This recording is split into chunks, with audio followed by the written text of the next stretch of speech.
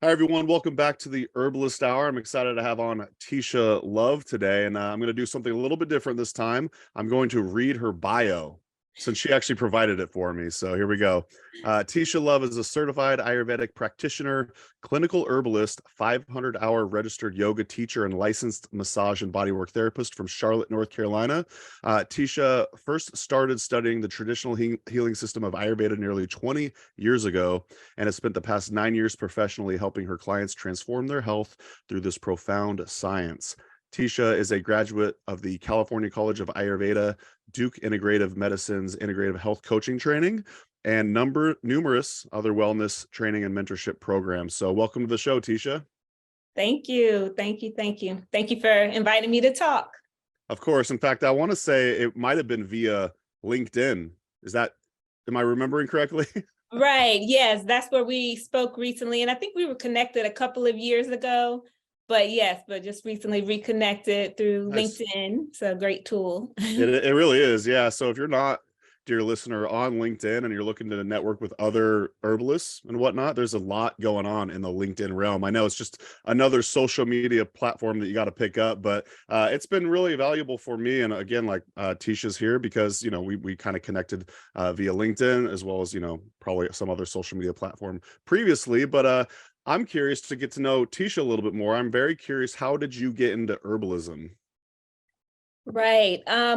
Well, I've always been interested in hindsight, looking back on my life, I can see that I've always been interested in nature, plants. There's a family history there. I'm like you mentioned, I'm from Charlotte, and my parents are from York, South Carolina, which is just 40 minutes south of Charlotte. And on my father's side, they were farmers. So like my great-grandfather, my grandfather, my uncles went to farmers markets with them on Saturdays in my teen years, selling tomatoes and peaches. And so just always interested in nature. And then herbalism in particular really came about from my studies in Ayurveda.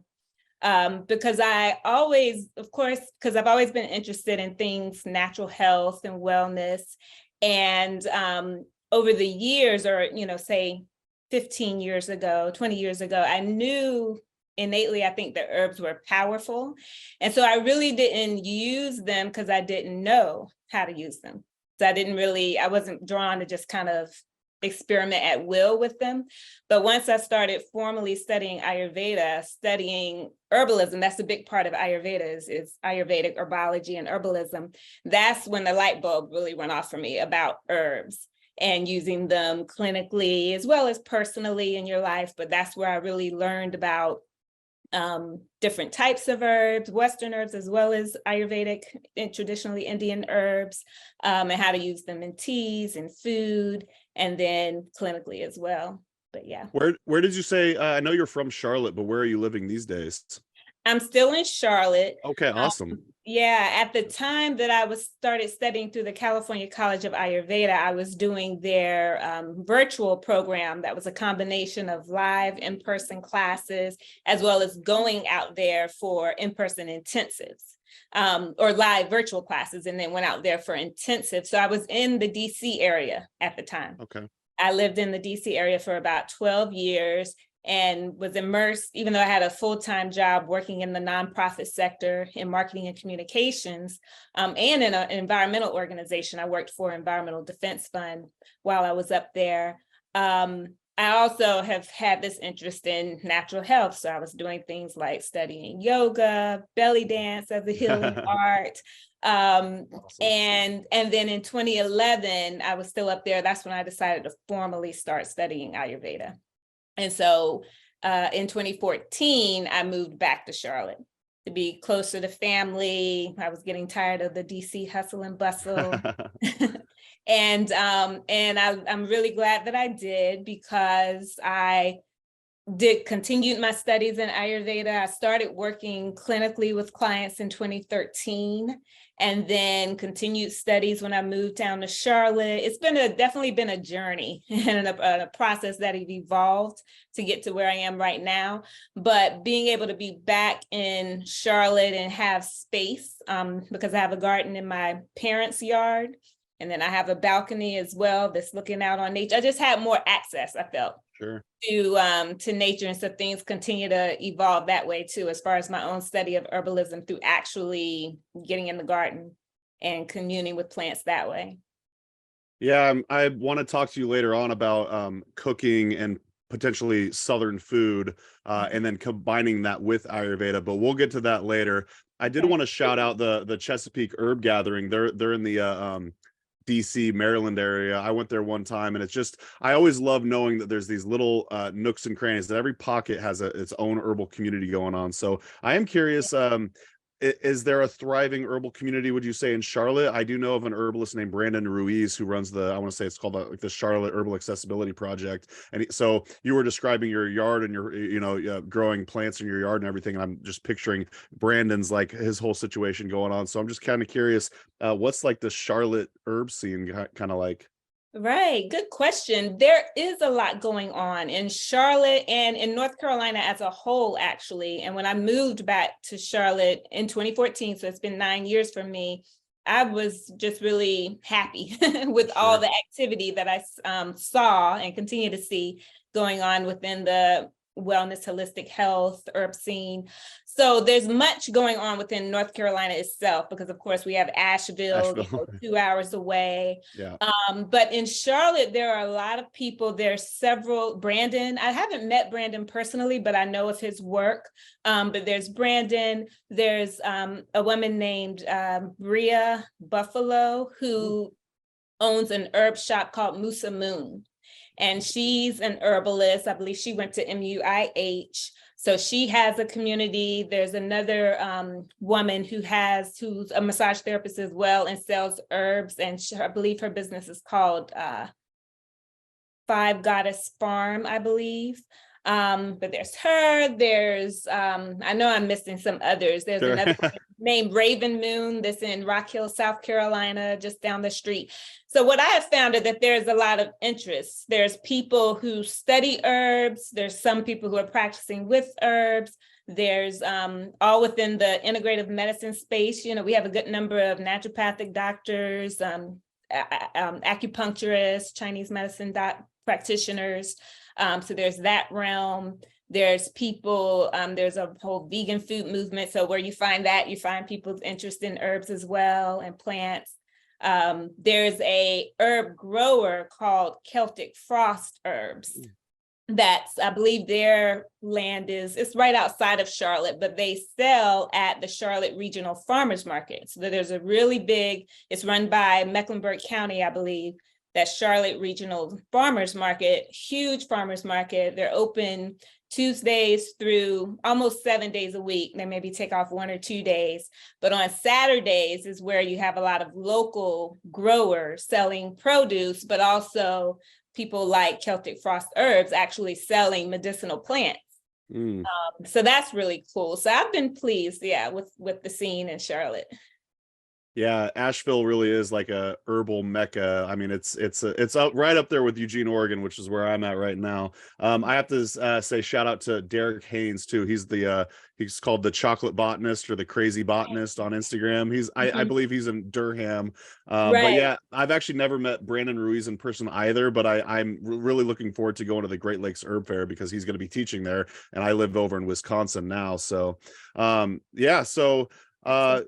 So kind of staying in your past, I'm kind of curious, who were some of your like early herbal mentors or teachers? Well, definitely my teachers at the California College of Ayurveda. So that would be Dr. Mark Halpern, who's the main teacher and the founder there. There's also a woman who's the head of the herb department there. Her name is Brenda Igler. And she's an Ayurvedic practitioner, but also her main focus are the herbs and the herb department. So definitely them for sure, because that's kind of what got me started. And then after them is Smile Herbs, which is in Maryland, right outside of DC. And maybe a few years after I started my studies at the California College of Ayurveda, I went and took some modules of KP Khalsa's herb program that at the time was being taught at Smile Herbs with Tom Wolfe and other teachers that he had on staff. And some of those teachers trained at the Maryland University of Integrative Health. So definitely Smile Herbs and KP Costa. Out of that, that's how I learned about KP. And so I've gone on and continued to study some of his work. I've also studied and continue to study Todd Caldecott. Oh, yeah. Yeah, Todd Caldecott. People who, because I'm an Ayurvedic practitioner, I'm drawn to folks who merge both Ayurveda and Western herbalism, as well as some Chinese herbalism in there. So those, and then I started attending and then eventually teaching at the Southeast Wise Women's Herbal Conference, which now is no longer, but for several years in a row, like 2014, 2015, 2016, I was there. And so definitely attending conferences, all the different teachers that I've come across and taken their workshops through them, and ongoing podcasts, studying books. Just, I find that a lot of people in the herbal world are nerds. Me Right, included. right. Who love to learn, love to study, not only, practically like hands-on with the plants, but also all the knowledge that goes into it. So, the books and all of that. So and that's one of the things I love about the field, herbalism and holistic health, is that the learning is ongoing. Like there's so much rich knowledge to learn and to practice. So, but Todd Caldecott, the California College of Ayurveda, KP Khalsa, for sure, some of my big influences.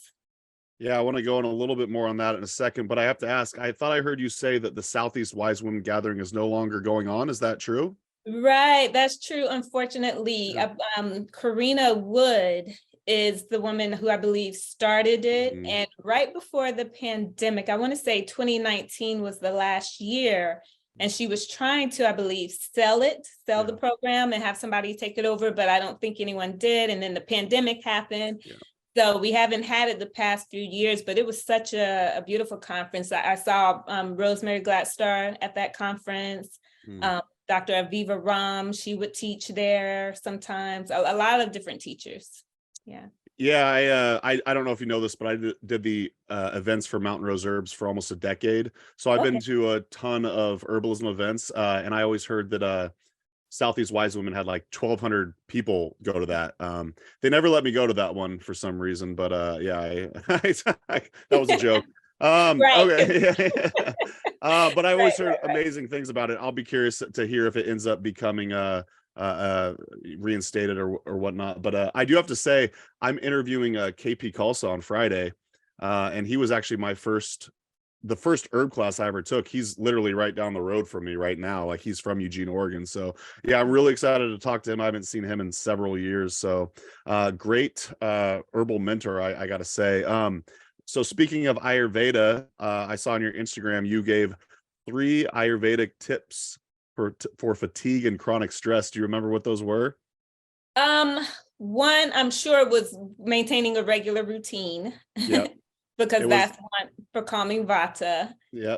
And another for sure is slowing down. I talk about that a lot, just simply not rushing, which is something that we all, or at least people who live in metropolitan areas, I feel like we all have to be mindful of that, because it's just within our culture, at this time for everyone to be busy and doing things, but actually not rushing, like building time into your schedule to literally take your time.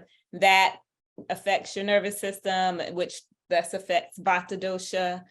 So that was one. And then what else did I mention? It was kind of like it was very quickly mentioned, and it almost felt like a mic drop moment, but it was slow down was your first one, eat at the same time every day, and then the last one you just go and rest. And then I want to say like the video ended right there. And I was like, I just was wondering if you could kind of maybe give like a brief training for all of us on the 3 Ayurvedic steps for fatigue and chronic stress. Like, how do you see that, and why each one of those matters?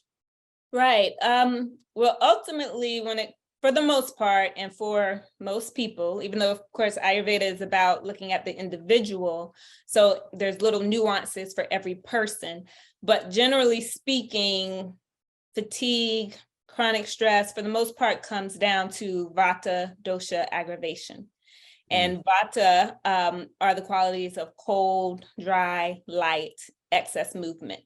So excess movement, rushing, going, doing too much. And so the way to balance in Ayurveda is with the opposites. So if you have too much movement, too much rushing, going, thinking, too much coldness, dryness, lightness from things like eating cold foods, cold beverages. And so it all boils down to calming vata dosha, ether and air qualities. And so the slowing down is one of them ways to do that opposite work. Resting, again, stillness, and giving your body time to rejuvenate itself and build back up your, what in Ayurveda, what we say is ojas, right? Your vitality, your overall immunity, ability to withstand stress. And regularity. So because vata is ether and air, so just to put it simply, you can think of vata as the wind and how the wind blows around, moves around. It also moves kind of erratically somewhat, it blows here, it blows there. So that's variability. And so variability is associated with vata dosha. So in order to calm vata, you want regular routine. So regular routine calms vata dosha, and particularly regular routine around meal times. So eating ideally at the same times each day, and the time you go to bed and the time you wake up, keeping that consistent. And so that all helps to calm vata dosha. And in modern speak, or kind of what the buzzwords are right now, the nervous system, keeping the nervous system calm and grounded and activating more so your parasympathetic nervous system rather than the sympathetic fight or flight nervous system. So that's ultimately what all those three tips were about. Was about calming the nervous system, which is calming vata dosha, which means bringing in more stability, regularity, which allows for more warmth. Yeah. Yeah, as I was watching the video, I was appreciating that it wasn't necessarily what supplements or herbs you could take. It wasn't something like physical. It was all really kind of around slowing down and just like, resting. And I feel like that's underappreciated. I notice it's funny you talk about going to sleep at the same time and waking up at the same time every day. I notice no matter what time I go to bed now, I pretty much always get up at the same time. So it behooves me to go to bed earlier, because otherwise I know I'm going to be getting up at like say 7 a.m. every day. Okay. So does Ayurveda have any regimen around like say bedtime or going to bed? For sure. One of the things I work with clients on who's working around getting improved sleep is taking that concept of regular routine into how you get ready for bed. So one way I like to think of it is building a ritual for yourself. So just how you may have your morning routine of things you do in the morning, like, of course, brushing your teeth, but other Ayurvedic things like scraping your tongue, drinking some hot water with lemon. You also kind of want a routine for preparing for bed, which helps to get you calm and ready to have a good night's sleep. So things like, number one, either turning or shutting down or shutting off electronics, ideally 30 to 60 minutes before bed, which is basically, it's all about starting to bring down stimulation so that you can calm down and prepare for bed. So that would look like things like simply turning down the lights, that's something that's pretty easy to implement. So instead of having a bright overhead light on, dim down the lights. That helps you to get ready. If you can't resist to completely shut down electronics yet, turn down the volume on TV, for example, or make sure if you are consuming some kind of media, say 90, 60 minutes before bed, have it be something that's not a horror movie, or that's not some kind of shoot 'em up violent type of something on television. Like, have something that's calm and that can, again, help you get prepared.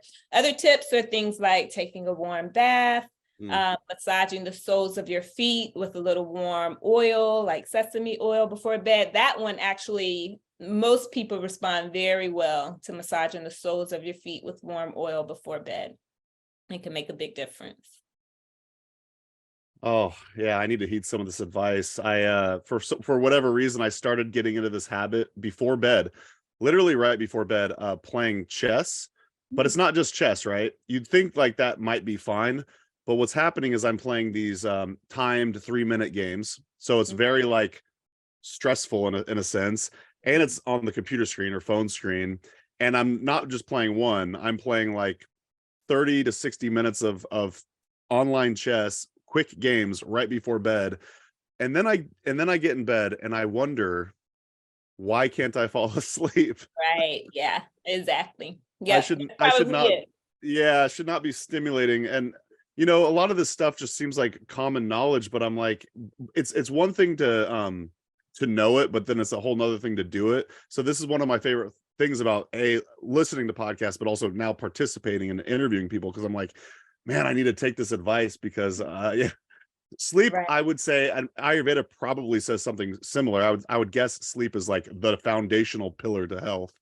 Absolutely. Yes, there's three pillars of health in Ayurveda, and one of them is sleep for sure. Another is food, and another brahmacharya it's described different ways, so you may hear it different ways, but one way that is sometimes described is it's basically the conservation of your energy, or proper management of your energy. So that's one thing, but sleep is definitely one of the key pillars of health. Yeah. You were talking about morning routine earlier, and I remember you mentioned lemon water. In fact, you mentioned warm water with lemon. I was kind of curious why warm water with lemon, and then if you want to kind of expound upon that, like what are other parts to a good Ayurvedic morning routine? Right. Well, a common tip is to help stoke your, what in Ayurveda is called your Agni, your digestive fire, is to drink on an empty stomach first thing in the morning, to drink a cup of hot or warm water. And it can be different ways. It could be one, just drinking a cup of warm hot water by itself, that can be helpful. Two, the lemon added, the idea again is that it's stoking your digestive fire. The thought is that it has a tendency to be actually alkaline once it's in the body, even though we think of lemons as acidic. And then even though it's still gentle enough for most people, for people who are maybe concerned about acidity or concerned about pitta aggravation, they may try a wedge of lime juice instead of lemon. For people who have more heaviness, more stagnation, kapha type of folks may add some ginger to it. So it may be hot water with lemon and ginger. So there's all the different types of ways to do that morning drink. But having, whether it be a cup of hot water or a cup of hot water with a wedge of lemon, the idea is that it's helping to stoke your digestion for the day, your digestive fire, which can also help you have or promote healthy elimination and have work towards having a morning elimination every morning. That's the ideal, is like to have a morning, BM elimination. I So got it helps to I got do no that. problems there. But I have to say, I realize this is probably like last year as far as like pop culture nutrition stuff goes, like the whole concept of, say, intermittent fasting or whatever like that. Does Ayurveda have any sort of thoughts on, from your knowledge, on say intermittent fasting or fasting in general? That's a good question. There's definitely ways of using fasting throughout Ayurveda for different reasons. Ayurveda has its whole system of purification, which is called panchakarma, which is Ayurveda's approach and system to doing cleansing. But there's as I'm sure there's a whole lot of controversy as to when to use the term cleansing, when to use the term Sure, detox, yeah, if it's good at all, that kind of thing. But totally. Ayurveda has a system of panchakarma. So that includes sometimes a type of mono fasting on khichdi or khichdi, the classic Ayurvedic health food, if you will, of yellow split mung beans and rice. Oftentimes it's a white basmati rice. But that's one thing. But as far as intermittent fasting, the way, according to my training and knowledge, really Ayurveda already had it incorporated in its concept of the ideal times to eat, because ideally for again, all of this depends on the person, on a person's constitution, as well as their current state of imbalance. But a general principle is that you want to avoid snacking between meals. And so whether you're eating breakfast, lunch, dinner, let's say at 8 a.m., 12 p.m., and 6 p.m., or you're eating 2 meals, say around 10 and then around 4:35 p.m., regardless, if you're avoiding snacking between those meals, in essence, that's Ayurveda's version of intermittent fasting. To stop eating at least 3 hours before you go to bed. So let's say that's gonna be tough for me. Yeah, why is that? You tend to eat it late dinner? So yeah, and in fact, I kind of want to get to this later, and sorry to interrupt you, but I don't know, maybe it's an American affliction or something. I just love eating. So I like eating food. Okay. Well, looking at you, I get a sense that you have some kapha in your constitution. Is that correct? I would guess. In fact, I was going to ask you that in a few. I was like, how does one go about, finding out their constitution? I would guess I'm on the kapha spectrum for sure. I'm sure we're all a mixture of all three though, but right. Exactly. Yeah. Exactly. Yeah. So yes, I'll come right back to that. Sure. But as far as the intermittent fasting piece, so if you were to stop eating at least 3 hours before you go to bed, let's say you plan to go to bed at 10, so then you'd want to be done with dinner by, say, about 6. And so if you're not eating anything from 6 p.m. until, say, 8 the next morning, or, then I do that's fasting, it's a form of fasting. And so there's definitely benefit to that. But as far as your question about how would one understand their Ayurvedic constitution, or what's called your prakriti, and I like to specify that versus saying what's your dosha. A lot of times, if you're reading about Ayurveda on the internet or so forth, folks will say, they just think of what's my dosha. But it's really important to understand that what you're trying to discern is what your constitution is, what your unique mind body type is, or what your prakriti is. That, and then you also want to know your vikriti, which is the current state of the doshas. There's more that could be said there. But the point is, how do you understand your constitution and what's going on currently?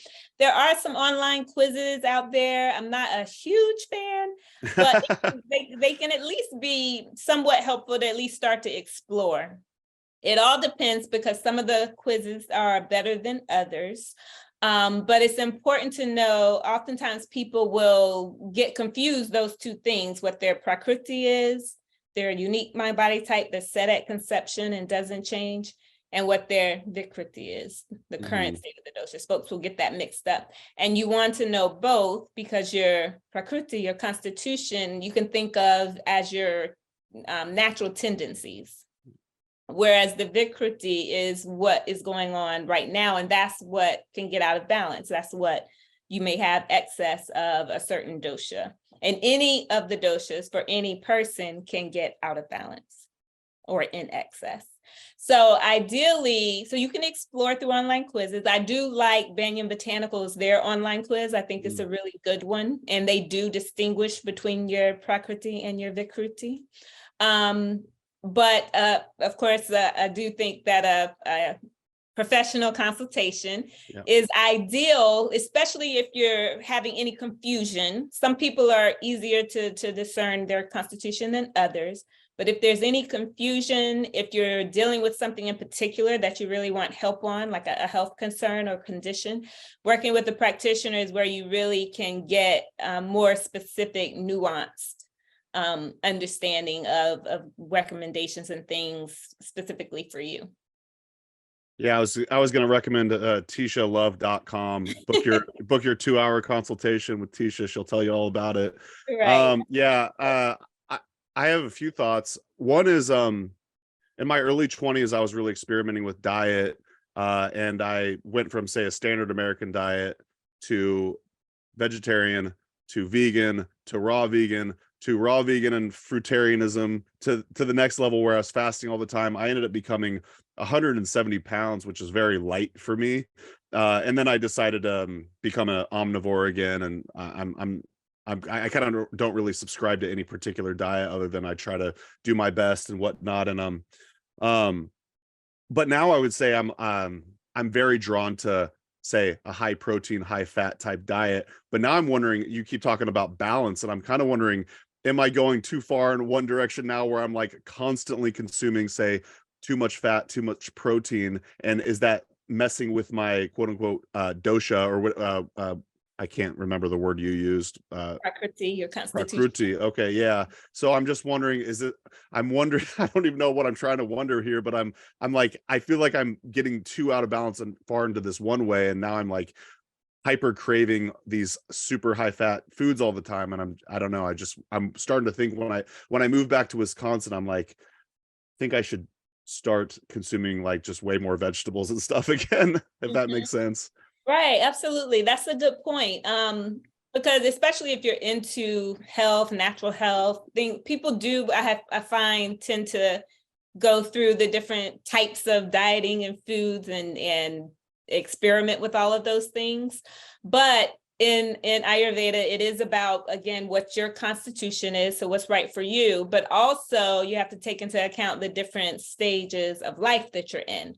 So the different times of life will also correspond to the different doshas. So for example, childhood is kapha time. From about a little after puberty until, let's say for women, leading up towards menopause, that's pitta time. So midlife, that's pitta time for both men and women. And then from about age 50, 52, 53, somewhere in there and beyond, that's vata time of life. And so, yes, Pete, you have to take into account where you are. You have to take into account what you've been doing in the past to determine. And that's the beauty of Ayurvedic medicine, Chinese medicine, is that it's looking at your relationship with nature. So that's one of the things I say when explaining what is Ayurveda. Ayurveda is all about living in harmony with nature, your own unique nature, your constitution, and the nature around you, the time of day, the time of life, the seasons. So it does depend. And I've met a lot of people, peers, colleagues who studied Ayurveda, and they said that, oh, I used to be vegan, or I used to be only eating very lightly. And then as they got older, they realized, oh, that didn't work for them. So then they started either eating some meats or eating things like, taking in things like bone broth, some things that were more nourishing. So you do have to, I do believe that there's not just one way. Yeah. And you do have to, like I mentioned, take into account, where you are currently, as well as what your constitution is. And so if a person has a lot of kapha already in their constitution, yes, too many heavy, oily foods may take their kapha over the top. I think I'm getting a little over the top here. Truly, I truly do. Yeah, I'm very curious, for whatever reason, this question came to mind. I know you specialize in Ayurveda. It sounds like you dabble with, say, Western herbalism and Chinese herbalism as well. Is that true, or? That's true. I guess you could say that because of who my teachers, some of my teachers are, I use the Ayurvedic lens to look at all the different herbs. So Western herbs, and because I'm in the West, I'm in North Carolina, I have access to Western herbs. So I look at those herbs through an Ayurvedic lens as well. So yeah, because my teachers have been people who weave in all three of those traditions, Western herbalism, Ayurveda, and Chinese medicine, I kind of include that into my scope. More so Western herbalism and Ayurveda, a little bit PCM, yeah.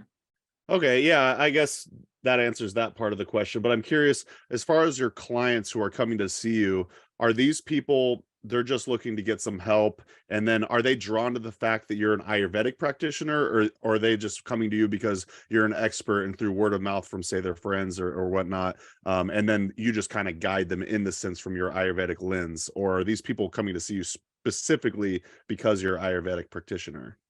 Good question. The majority of people, I would say the majority of my clients come to me because they have heard of Ayurveda, or somehow they're familiar with it and they want to apply more of it. either because they're dealing with something that they want to see what the Ayurvedic approach can do for them. And then I do have a handful of people who just was looking for some type of natural health practitioner, and they found me and they chose me. But I would say the majority of people, they're specifically looking for Ayurveda, and that's how they find me. Yeah. Gotcha. Very good. Well, yeah, I kind of want to, before we forget, we still got plenty of time, but I want to bring up your class that you're teaching with Maria Noel Groves. What's that all about, and when is that? Right. So Maria, I met at this past year's American Herbalist Guild Symposium, and I taught a class there on the energetics of Ayurveda and client compliance, or how to keep in mind, constitutional types and energetics, and help your clients follow through on implementing recommendations and things, and just kind of understanding the mindset of different constitutional types. And so Maria, she sat in on that class and then invited me to teach a longer version of it for her upcoming advanced herbalist series of classes.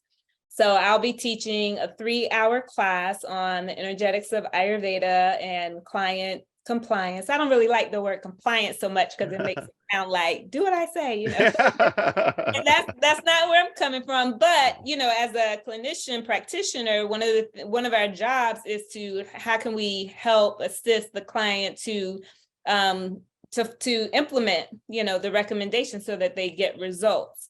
And so that's definitely something that I think a lot about, because that's what I have found to be one of the biggest challenges. Isn't so much the what to do, it's actually following through and doing it, because of all the different pressures that we have in modern life, like having 24-hour access to television and busy lifestyles and all of that. But anyhow, I'll be teaching this 3-hour course again on the energetics of Ayurveda and how that applies in clinical practice on May 4th. So next Thursday, May 4th at 6 p.m. Eastern. It's a part of her advanced herbalist series. So there's a lot of different teachers that she has throughout this year teaching on different topics. And so that's one of the topics. And you don't have to sign up for the whole series. You can just sign up for that class or any of the other classes individually.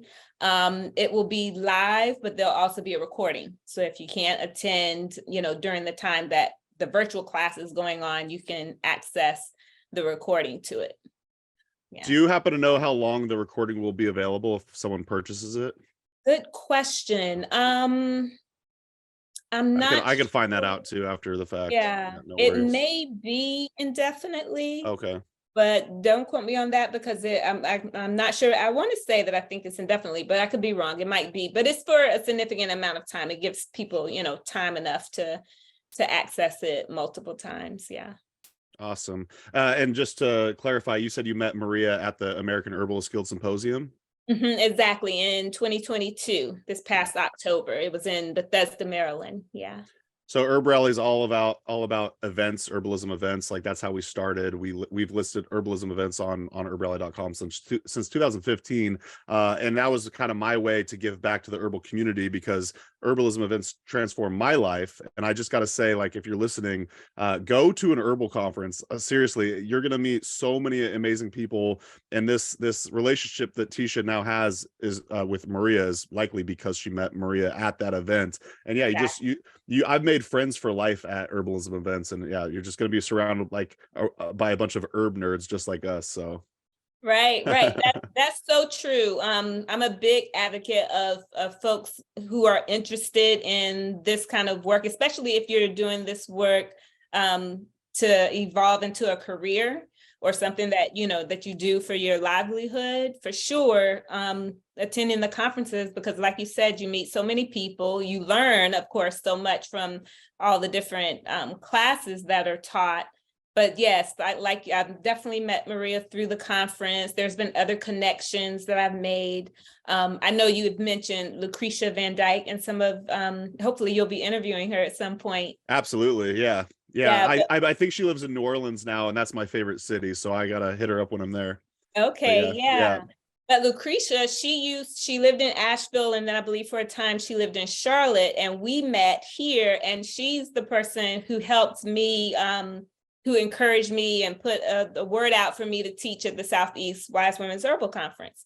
So, and then through that, I met a lot of other people. So definitely attending the conferences is a big blessing. Yeah. And pro tip, if you're in a lunch line with someone, just start talking to the person next to you. That's how I've met this herbalist named Heather Irvine, and now she's worked with HerbRally a bunch over the years. And yeah, it's just, it pays to be social, whether you're shy or not. So I've got a selfish question. I'm not sure if you have an answer or not. I'm guessing you've got some thoughts on it. So speaking of imbalanced kapha body type per se, I don't know. I was playing basketball the other day. I'm a lifelong basketball player. I've had ankle and knee issues over the course of my life, and it just so happens I went up for a rebound a couple weeks ago, and as I landed, my knee like came out of place. Oh, and wow. I'm probably gonna go see a doctor when I go back to Wisconsin and see what happened, but people are like, oh, maybe that was a meniscus tear. I have no way of knowing, other than it's been 2 weeks now and I'm still limping. It's getting better. I'm just curious. So I don't know if you've heard of this guy. His name's the knees over toes guy. And I'm starting to do a bunch of his protocol as far as like rehabilitating my knee and just strengthening everything around it. I'm considering going to a yoga studio, getting a membership at a yoga studio when I'm back in Appleton. And I'm just curious, does yoga have protocols or exercises that can help strengthen the knee specifically? That's a good question, because immediately what comes to mind with that is yoga therapy. Okay. And so, well, a couple of things. One, definitely would go get it checked out by your doctor. I'm a big advocate of integrative medicine and integrative work, and that's how I work with people. I have some folks who come to me because they're a bit disenchanted with, Western medicine, but I'm always saying, make sure you go to your doctor, get a full evaluation and diagnoses and all of that, so you know what you're dealing with. Yeah. So that's one thing. But meanwhile, yes, yoga therapy. So you definitely have to be careful just going to any yoga studio, I would say. Okay. Or you want to make sure that whoever you're working with or talking to, that they're going to do or give you specific advice. But yoga therapy, which is using yoga practices, whether it be asana, postures, breath work, meditation, all the different aspects of yoga, but using that in a therapeutic way. And so, of course, because we're working with the body, you can use that structurally to help certain things. And so I've trained in yoga, and my 300-hour training was in with a teacher named Lisa Moore, who's also an Ayurvedic practitioner here in Charlotte. And she teaches and focuses work that combines Ayurveda and yoga therapy from that focus. And so it's a gentle approach, and it's in some ways there's similarities with like physical therapy. So yoga can definitely be helpful for sure for rehabilitation and support for areas of our bodies that have been injured. Yeah. Yeah, I really beat my body up early on. Like I said, I played a bunch of outdoor basketball specifically, and that's not good on the knees and joints. And I was really into like weightlifting and stuff early on. I'm realizing more and more stretching and yoga and all this stuff and preventative deep tissue, that kind of stuff, is much more important than like getting a jog in or lifting some weights. So I definitely want to focus on that as I get older. Right, absolutely. And like I mentioned, as we get older, you're moving more and more into the Vata time of life. And joint issues are often associated with Vata dosha. So yes, you want to be mindful of taking care of your joints and doing that. You can look at that through an Ayurvedic lens. Love it. Do you have any favorite like Ayurvedic resources, say books or podcasts, that kind of thing? Yes, there's a number of them. KP Khalsa's website and information for sure comes to mind. I love KP's work. the Ayurvedic Institute here in the US, Dr. Vasant Lad and the Ayurvedic Institute are highly regarded. And so, they have classes, online videos and things like that. So that's definitely a good resource. There's a number of podcasts out actually on Ayurveda now that I know a couple of years ago, I remember looking and there were only like maybe 3 or 4, and now there's many. So, I can't think of the name exactly of one off the top of my head, but there's what's called a Vaidya, who's a Ayurvedic doctor trained in India, a BAMS doctor, who has a podcast. I think it's called Ayurveda and Beyond, but that's one that I like and enjoy. So there's those. Dr. John Douillard with lifespa.com has an excellent website with lots of great information and resources about Ayurveda through there. Yeah. So I'm going to put you on the spot, and I'm going to put even more on your plate. I think that you should have a podcast. Thank you for that you think that. I thought about it a few years ago, of course, because my other background, before I moved full-time into this work, my other background is in marketing communications. Okay. So I do love all things social media and all of that, even though I don't have as much time as I would like to put into it. But I thought about it, but as I'm sure it's a lot of work, right? Yeah, totally. Yeah. A lot of work. And if I did it, I would want to be consistent. So lately I just kind of focused on being guests on podcasts. But who knows, I might at some point. The Tesia Love Wellness Podcast. Maybe so. Speaking of which, listener, go follow Tesia on Instagram at Tesia Love Wellness. I was going to ask you also about all the different ways you make your living as an herbalist, because I was kind of joking, but also kind of serious about you starting a podcast. I think it'd be awesome. But at the same time, I know you are busy. You do a lot. You wear lots of different hats. So I'm just kind of curious if you could tell the audience all the different ways you make your living as an herbalist and everything else you do. Right. Sure. Because I know there are a lot of people who are exploring, herbalism is really booming right now. I think there are a lot of training programs out there. And so people are looking into how they can possibly, turn this into a livelihood for them. Yeah. And there are many avenues from doing consultations and such to making products and so forth. So what my career so far, it's definitely been a journey, a work in progress over time, and it's evolved. So now I am to where this is my full-time work. And what I do primarily because I'm a licensed massage and bodywork therapist, and I got my massage license in order to be able to do the Ayurvedic body therapies. So Ayurveda has a whole suite of different body treatments, massage and body work. So I do that. That's one big piece of my work, are doing mostly Ayurvedic body treatments, but also some prenatal, postpartum massage, energy work like Reiki, and Marma therapy, which is Ayurveda's system of acupressure points, if you will. So that's one, the body treatments, the consultations. So I do one-on-one consultations with clients. And then I want to do more online work. So perhaps an online course or program. So that's another that I'm working on doing more of. Teaching. So doing classes like what I'm doing for Wintergreen Botanicals, and Maria's program, and I'm teaching at conferences. I did a little bit of teaching with KP Khalsa's school, and I teach also for Banyan Botanicals for their Living Ayurveda internship program.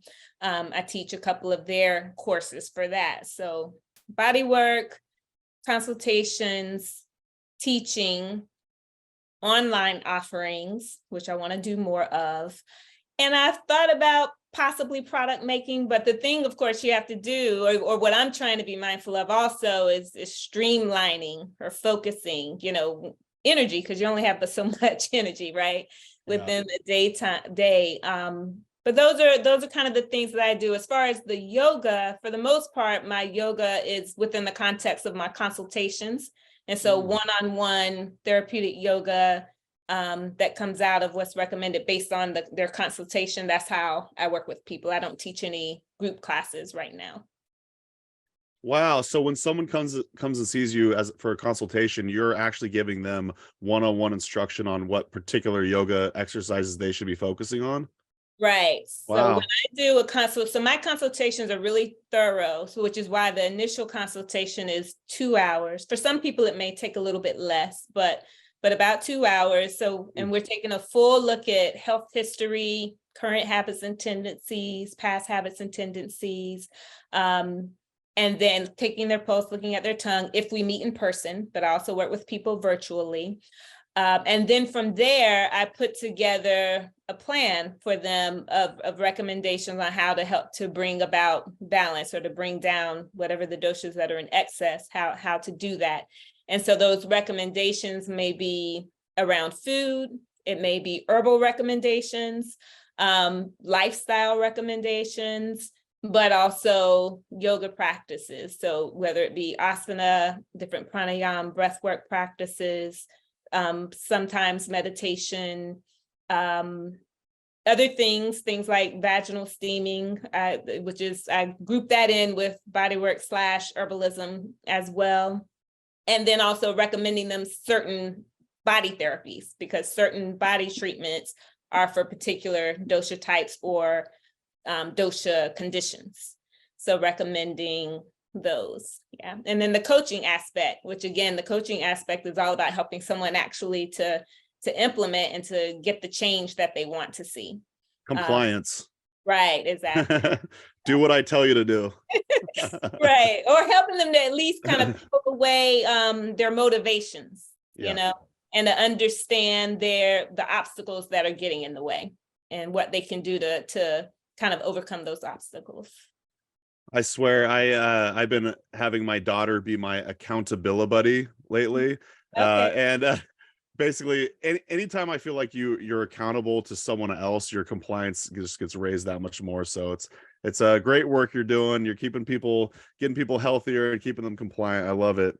I was curious if you use oil pulling at all.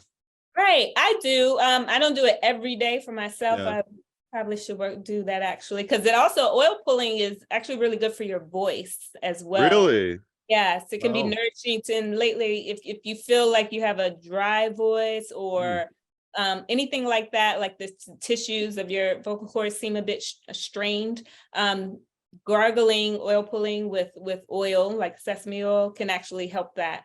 But yes, and then I recommend it sometimes for clients also. Yeah, I was just curious. It came up the other day. I was like, oh, right. I remember that was like a trend in like 2017, at least in my corner of the world. But so this is a plant show. I'm curious, are there any herbs that you're kind of in love with right now? You could name one or two if you are. Yes, absolutely. Because I'm a gardener as well for my own learning and just the love of it. And yes, so quick little, not necessarily a story, but just something to share is that I'm really blessed to have access to a variety of ways to work with the plants. So like I mentioned, I live in an apartment, so I have my balcony, which I grow some shade loving house plants there. And then I have my vegetable and herb garden that's at my parents' house. And so I have vegetables, like typically I grow things like tomatoes, cucumbers and such. Green beans, but I have an herb section where I'm growing some perennials like comfrey, rosemary, peppermint, lemon balm. I just bought a skullcap plant, which I've grown before, but I'm looking forward to growing it again in a bigger space, motherwort. But the thing that I'm really excited about right now is that across the street from my parents, my neighbor who I grew up with for years, or grew up knowing, she was like a second mother or aunt, if you will. She passed away about 3 years ago, and she was a big time gardener. She had turned her entire backyard into a vegetable garden. I mean, the whole thing into a vegetable garden. And then she had flower gardens all in the front. And we used to talk about plants all the time, and she would help me in my garden, and we look and talk about the plants in her flower beds. And like I mentioned, she passed away. And so over the past 3 years, her gardens have they've become overgrown. Her family, doesn't really know what to do with them, kind of. And so it was just on my heart this year. I asked them if I could to garden in her flower beds in her memory. So for the past 3 weeks, maybe even 4 weeks now, that's what I've been doing, is spending a lot of time cleaning up the beds. It's been a lot of work, but I've really enjoyed it. And definitely am remembering her. Her name was Minnie, but remembering her as I work. But so I've gotten most of the beds. I still have some work to do, but I've gotten them cleaned up, the front beds, which are the flower beds. And what's blooming there now are irises. And they're gorgeous, all different types of irises. Irises and peonies are what I'm seeing the most. Some roses are coming out now. And so one of my new interests that I'm just now starting to learn more about are flower essences. And so between already kind of having my interest peaked about flower essences and then now working more so with the flowers, that's really what's speaking to me right now. Irises and the peonies and the roses. And last week, I accidentally broke one of the irises. So I had this beautiful iris bloom that broke off. So I put it in a bowl of water and I let it sit there for about a day. And so just kind of playing with it. I haven't used the water in any way yet or anything like that. But the smell of just the water, wonderful. And I looked up irises as far as the flower essence, and it said that iris flower essence was for helping spark creativity. And it could be used for anyone who might not know, flower essences capture the vibrational energy or essence of a plant, and they can be used more so on a subtle level.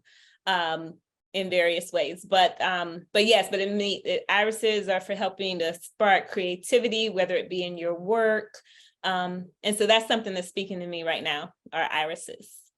I feel like Minnie would be so stoked to know that you're making flower essences out of her irises. I think so. But yeah, it's definitely been a beautiful experience gardening. That's again the beauty of how we, use plants and working with nature, spending time in nature. Yeah, I love it because in that example, I'm, remembering my close dear friend and working with the plants that we both loved, at the same time. It's good timing. I don't know if I told you this or not, but you were my second interview today, and I interviewed this guy named Wolf earlier, and we were talking about how I need to get back into drawing, and all I really need is like that creative spark of energy to come back to me. And I'm like, shit, maybe I'll go buy some iris flower essence or something. Right, like that. maybe so. Maybe so. I love that. Thanks for sharing the story. I love asking that question. Yeah, there's usually a pretty good story associated with it. So yeah, and I brought this up earlier. I was wondering if you had a quick anecdote regarding, say, Southern cooking and combining that with Ayurveda. And I asked because I saw you post on your Instagram this like shrimp and grits, but you kind of gave it even your description, you were like, you used descriptors like bitter and pungent, and I'm kind of wondering if you're thinking of your food as medicine, but you're still like incorporating some of your traditional cooking ways. Right.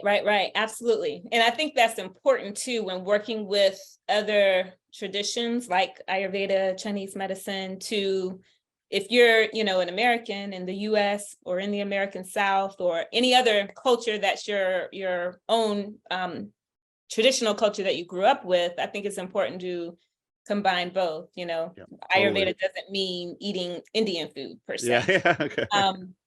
And so that's what I do, is that for my own life, as well as when I'm working with clients, is what Ayurvedic cooking is about really is applying the concepts of the 6 tastes and of looking at food through the lens of the 5 elements and the doshas, understanding that framework for looking at food, but that can be applied to any type of food. And so in that instance, or that example of the shrimp and grits, that's nourishing, it's warm, it's sweet, it's right, warm, sweet, nourishing, which pacifies Vata dosha. But with that dish, I also served some collard greens that I had grew in my garden and cooked up the collard greens. And so the collard greens are definitely that bitter taste. And the bitter taste, when cooked, is nourishing as well. It doesn't aggravate Vata. Raw bitter taste or raw vegetables can aggravate Vata. But when cooked using with some carminative types of herbs, like in any of my greens, I like to use cumin, coriander in the seasoning. That helps to make it more digestible and pacify gas and that kind of thing. But using the lens, the idea of the 6 tastes. So in Ayurveda, when looking at the energetics of whether it be herbs or plants, food, we're looking at it through the 6 tastes. Salty, sweet, sour, pungent, astringent, and bitter. We're looking at the 6 tastes, and the 6 tastes also correspond with, they do something with the doshas. So for example, sweet is water and earth. So it's going to raise kapha type of qualities, heaviness, sweet. And ideally you want all 6 tastes represented within a meal or present in a meal.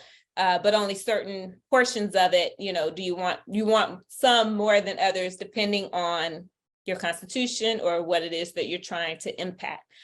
So that idea of the sweet taste, the 6 tastes, again, I apply to no matter what I'm cooking. So when it comes to traditional foods that I grew up on, like example, the shrimp and grits or collard greens, I'm still looking at that. Me personally, I'm not like a strict vegetarian or vegan, or I'm more so focused on fresh foods. I want fresh foods. I want plenty of vegetables, but ideally I want foods that are cooked. That's definitely a Ayurvedic Chinese medicine principle, things that are easier to digest. So no matter what I eat, sometimes I'll use the example of mac and cheese. Now, I don't make it a habit of eating mac and cheese all the time because, of course, it's heavy. It's difficult to digest. So it can be, kapha aggravating. If you don't digest well, it can promote what in Ayurveda is called ama, which is toxicity in the body, usually as a result of poorly digested food. So it's not something I eat all the time, but because it's within my tradition, within family gatherings, things like that, sometimes I'll indulge in a little. So how can I eat a little mac and cheese every now and then in a way that I digest it well? One of those ways is portion size. So eating just, some, not too much, with what I eat it with. So I'll make sure I have plenty of green vegetables when I eat it. I don't just have a plate full of, say, rice and mac and cheese and dinner rolls. That's too much of the sweet taste. So I want to bring in more bitter taste, and I want to have it with the pungent taste. So I may make sure I have plenty of black pepper on it. That helps to add to its digestibility. That I have other types of seasonings and spices used in my cooking that's helping to digest the food. So all of that way of looking or paying attention to the taste, the qualities, the energetics of what I'm eating is how I can apply it to traditional foods that I grew up with and eat in a way that's good for my body. I love that. Good answer. And I want to say one of the hashtags you used was better than takeout. And part of that is because you get to control what you put in it.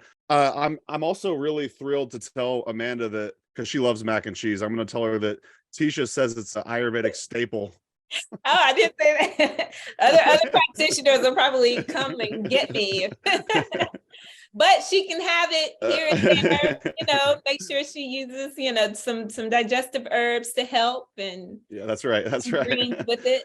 She does take her bitters, so that's good. Well, very good. Just one more main question, and then we'll talk about where to find more about Tesia and all that. But basically, we've been ending the show asking herbalists what's their big why? Why do they do what they do? And what keeps you learning and growing? Mm-hmm. Wow. Yeah, my big why. I kind of have a number of whys. I would say my big why is definitely to be of service. So Mm. to be of service, and that comes in a variety of ways to help others, for sure. Whether it be through teaching them about Ayurveda, which of course, I'm a practitioner and have studied it and love it myself. So I'm a believer that it can be of benefit to other people. And so I want to share that with other people in a way that works for them. Like I'm not a strict by the book or overzealous, and that's fine for some folks who are like that, but I'm more so about how can you apply truth to a way that works for your own culture and for you. And I view Ayurveda as is speaking truth, is sharing a way of understanding health that is true for everyone, no matter where you are or who you are. So it's a way of looking at things. So sharing that knowledge to be of service and to help others is definitely my big why. And another why, well, to back up a little bit, that why I believe is also connected on a spiritual level. It's like, what's my purpose? Why am I here?